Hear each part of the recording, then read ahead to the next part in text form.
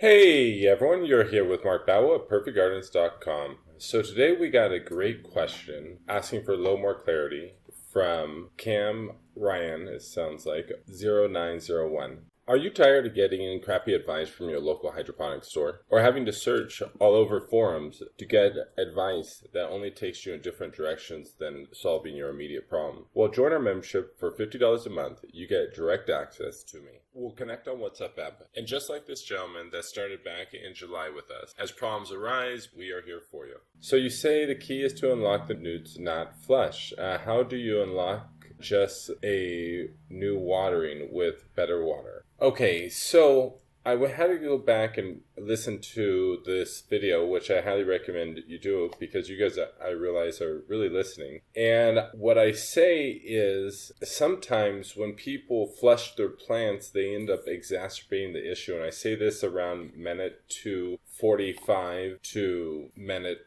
4 roughly. And I say that when people get nutrient lockdown, they're using synthetic fertilizer and they've been watering with their pH maybe a little high and then a little low, and it's not measured, and maybe they're adding a little bit of nutrients from one company, a little bit of nutrients from another company. And I see this all the time. Sometimes when I'm referencing a thought in my mind, I'm thinking about memories and that you guys might not be thinking about, or I don't explain as well. Anyways, what I say is that when you flush your plants, some salts are more water soluble than other salts that have been locked up in your soil. So when you flush your plants, the more water soluble synthetic salts in your growing media will dissolve faster or differently than the other salts. The other salts might not even dissolve at all. And when you do that, you enact further something called the law of minimum and the law of tolerance, which I've explained multiple times on this channel. The law of minimum states, real quickly, is that the minimum mineral in your environment, so the mineral that's least existing, is actually what controls the nutrients in your environment. So if you want to unlock more nutrients, you have to figure out what trace minerals are lowest and increase those. And by doing that, you will increase more availability of the other minerals in your environment, which goes into what I meant by unlocking the nutrients. And this is something that I, for myself, really didn't even mentally comprehend until I got into large-scale extraction in the cannabis industry. When you remove the oil off of the plants and begin to refine it all the way down to an isolate, it will go from a black tarry substance to a nice clear oil because you've removed chlorophyll and carotene and a variety of other things that make the oil of the plant darker. But as you continue to keep refining the oils and separating them out based upon their boiling temperature,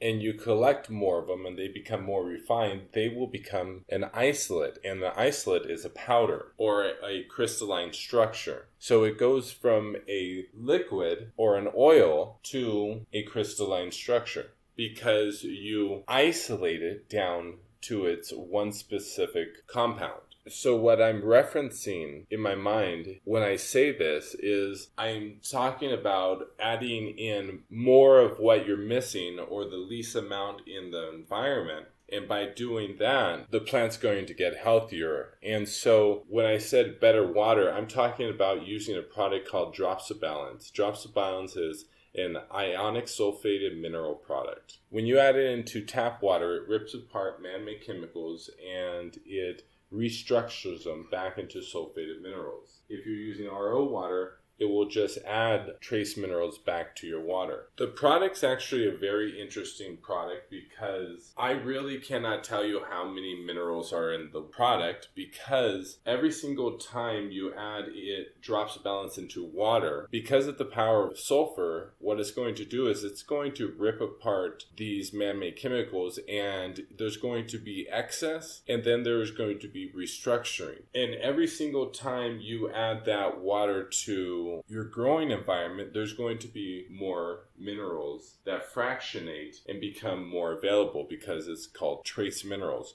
We provide macro minerals, NPK, CalMag, all that other stuff, but we're not talking about the 100 other minerals that the plants pick up on the parts per million or parts per billion level. On just the microscopic amount, we don't truly take in consideration being how important they are.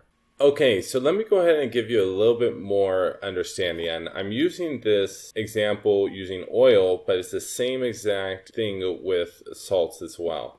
Okay, so when you come over here and you look at the oil that comes off of a plant, you can see it has these, and then it has all of these right here, all these cannabinoids, and then you come over here and you have all these terpenes, right? And when you take all this off the plant, you have a tarry black substance.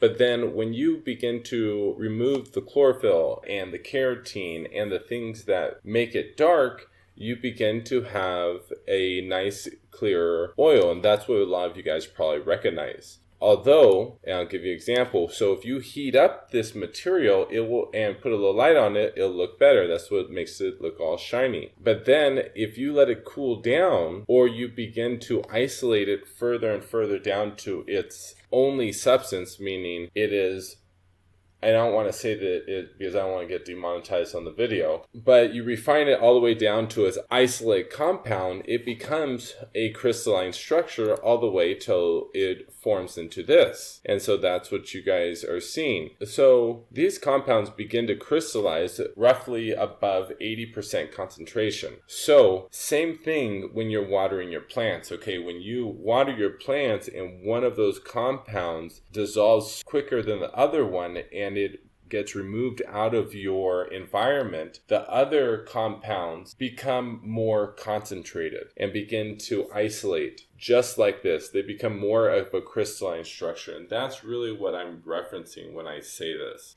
That the key at times is to unlock your newts, not flush your plants. Because at times, all you have to do is add in some water trace minerals or maybe some kelp extract, and your plants will just look beautiful and take off again. But if you end up flushing your plants, it ends up being counterproductive, especially if you're using RO water or doing something that messes up the chemistry of your growing media. That's why I always recommend growing with microbiology. Please like this video and subscribe.